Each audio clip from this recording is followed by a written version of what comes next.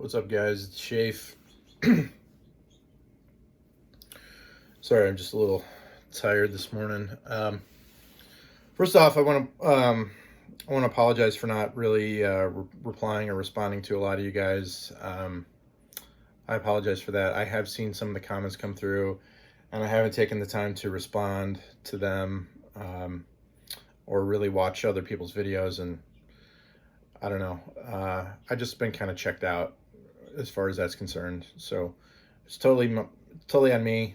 It has nothing to do with you guys. I apologize. But anyway, just want to make a quick video just to get my thoughts out on the just some thoughts out of my brain. I like listening to intelligent people. I like listening to philosophers and TED Talks and stuff like that. Just anybody who can bring a fresh perspective to an issue. I always like. And I was listening to this guy. My brother sent me a video yesterday, and I'm not necessarily going to talk on what he was talking on, but a couple of the things that he said in his video just kind of like put it like a germ in my mind, if you will, and now it's kind of like growing and it just kind of it falls in line with a lot of the things that I've been thinking about for a long time. So anyway, I think about the concept of evolution quite a bit, and Darwin's theory and how groundbreaking it was, and how it really changed the way every single average human being looked at the world. It was really an incredible book that came out, The Origin of Species, in whenever it came out, 150 years ago or whenever it came out. The profound impact that study has had on our attitudes and our behaviors is just amazing. And I'm not someone who would argue against evolution. I don't think the perfect case for evolution has been made yet. I think it's pretty damn compelling, though. But what I want to focus on is not necessarily the concept of evolution. It's the way that we deal with the concepts of evolution, if that makes any sense. How does it affect our minds? How do we respond to it? Yeah. So when I look at government, for example, when I look at governmental policies, especially liberal ones, the same people who are 100% secular, don't believe in God, don't want to have anything to do with God, those people, in one hand, they embrace evolution, and on the other hand, they completely reject it. Completely and utterly reject it. And what do I mean by that? Okay, they embrace evolution in an academic sense, right? They teach it, they preach it, they read it, they believe it, they write new books on it, they look for reasons to uphold it and continue to see that proves it. It's kind of like this confirmation bias that everybody has. That's on one hand, because the convenient thing about evolution for liberals is that it supposedly disproves God. It is in many ways it's the opposite of the creation story. There are people who can say that God created the world through evolution. There are people who can say that. There are theories that kind of suggest that, but we're not going to go there. How do liberals reject evolution? Well, it's very simple how they do that. What does evolution teach? Basically, the strong survive and the weak die. What do liberal policies do? They punish the strong people. They take resources from the strong people and give them to the weak people. So they're trying their hardest to reverse the effects of evolution, right? Let's give prisoners a second chance. Let's give uh, whoever, any minority you want to call them, women, brown people, people who don't speak our native language. Let's do everything we can in our power to reverse the effects of evolution. To like, they don't embrace evolution. They believe it's a thing, but they think that it's that the world can work better than they believe it has worked for the past 4.6 billion years, or however long there's been life on the planet. So the planet was like this molten ball, that couldn't sustain life 4.6 billion years ago, but who knows, maybe 200 million years ago, whenever they think life originated on the earth. And then the evolutionary process began.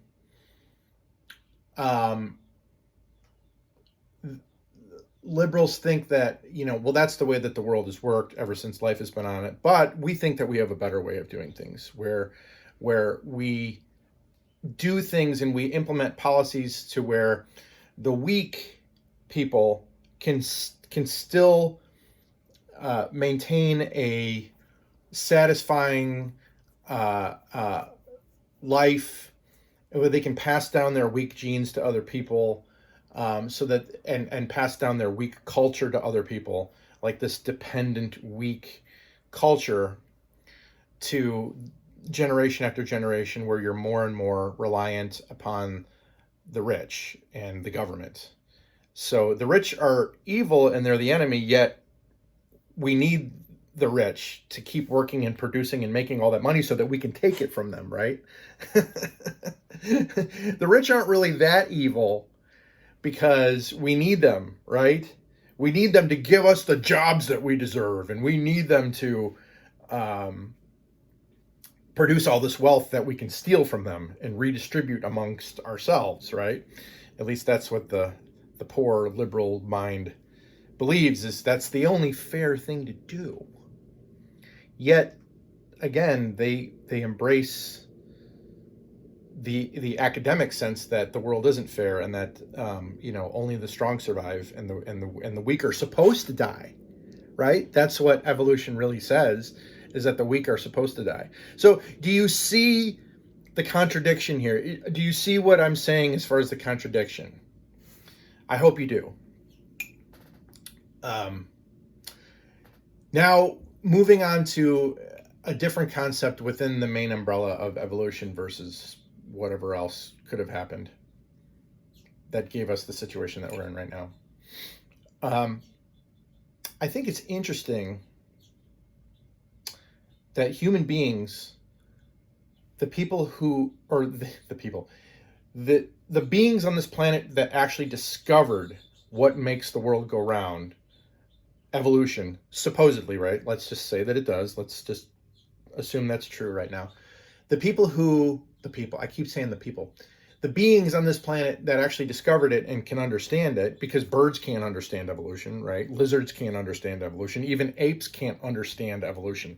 They abide by its laws, but they don't understand. They don't know why they do what they do. They just know, like, I feel like doing this thing, so I'm going to do it.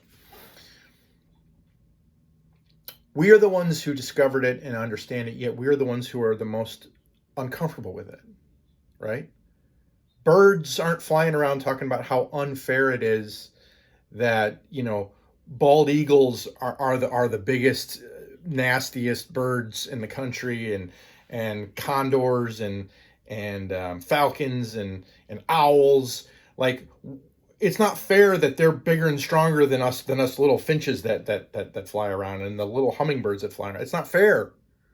Like, why do they get to eat, rodents, and we have to sit here and dig through and, like, eat worms and eat seeds and stuff? It's not fair.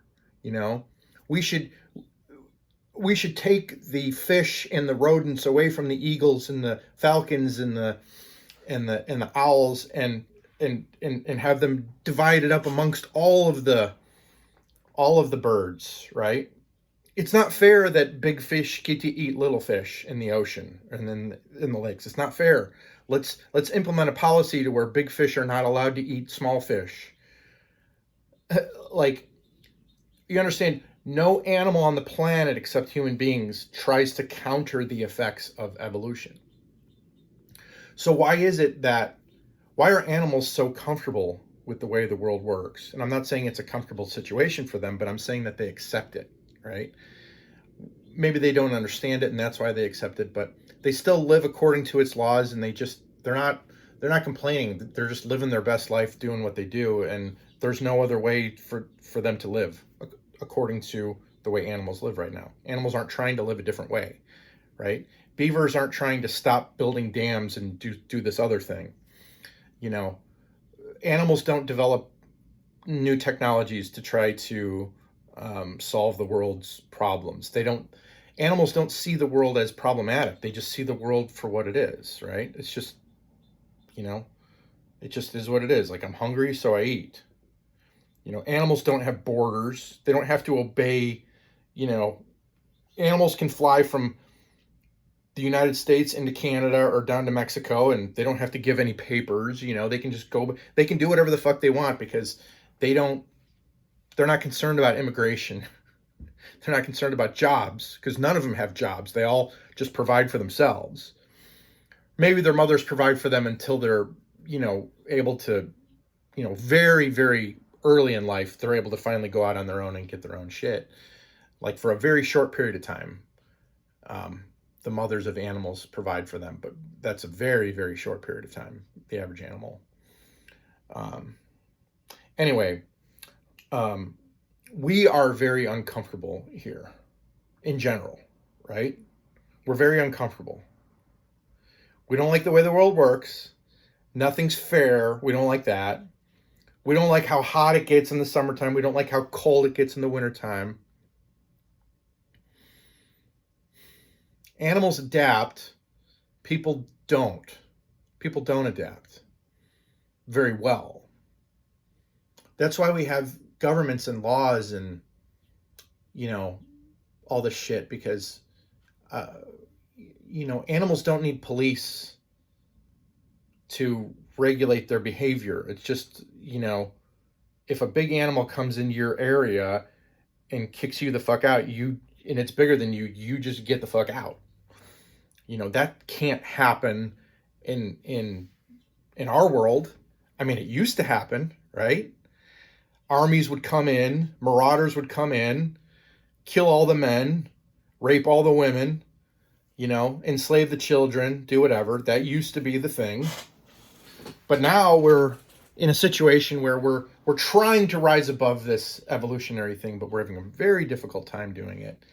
And all we do is we just keep putting more laws on the books, and then more and more laws on the books, and then more and more and more and more laws on the books. And we keep coming out with new technology, and then that technology doesn't work as well as we thought it would, so we got to come out with newer technology to fix the problems that the old technology fixed. And we're spilling shit into the rivers, and we're polluting the air, and we're doing all this shit because we are the only animals on the planet who can't live in harmony with our environment. We're the only ones we cannot live in harmony with our environment. We have to destroy it. We have to change it. We have to pave roads. We have to dig ditches. We have to go, come into a section of forest and level all of it. We have to, for whatever reason, we see the environment as something that must be manipulated, greatly manipulated. Now, there's a lot of animals that manipulate the environment, but the impact is very, it's minuscule, right? Like a bird building a nest, they go around and they gather twigs, right? And they combine them into a little thing in the tree. But then next year they abandon the nest and the wind blows all the twigs out and they fall back on the ground. So it all gets recycled, right? A beaver builds a dam and he dams up the water for a little while, and then, eventually the beaver moves on to another area and the dam breaks, and the changes that animals make to the planet are not irreparable changes. the planet can deal with animals. The planet doesn't really know what to do with us. And so that begs the whole question of, were we meant for this? Were we meant to live on this planet? Were we meant? Why are we so? Why are we so uncomfortable here? Were we meant for something else? Were we meant for, like, why don't animals have religion? Maybe because animals are like in heaven right now. Like they don't need any, like they're not looking outside of anything. Like animals they're just totally comfortable here. Mentally comfortable, not necessarily physically comfortable, but they accept the situation that they're in. Human beings do not. We do not accept the situation that we're in. We're always looking for room for improvement. Now we got guys like Elon Musk who's like, we got to start colonies on Mars or do this or do that or whatever. You got all kinds of activists out there who are worried about racism, and they're worried about men making more money than women do, and they're worried about polluting the environment. I'm not saying that these things shouldn't be worried about. I'm saying that they just don't accept the situation that we're in. Everybody has this ideal, perfect situation in their head, but nobody agrees on what that is. It just makes you wonder if we were made for something else. If we as in human beings, just the reason why we're not so comfortable on this planet is because we were made for another purpose. That's all I'm saying. We weren't made to be alone and be fighting over resources and going to war, and we weren't meant to obey the laws of evolution, although unfortunately we kind of have to.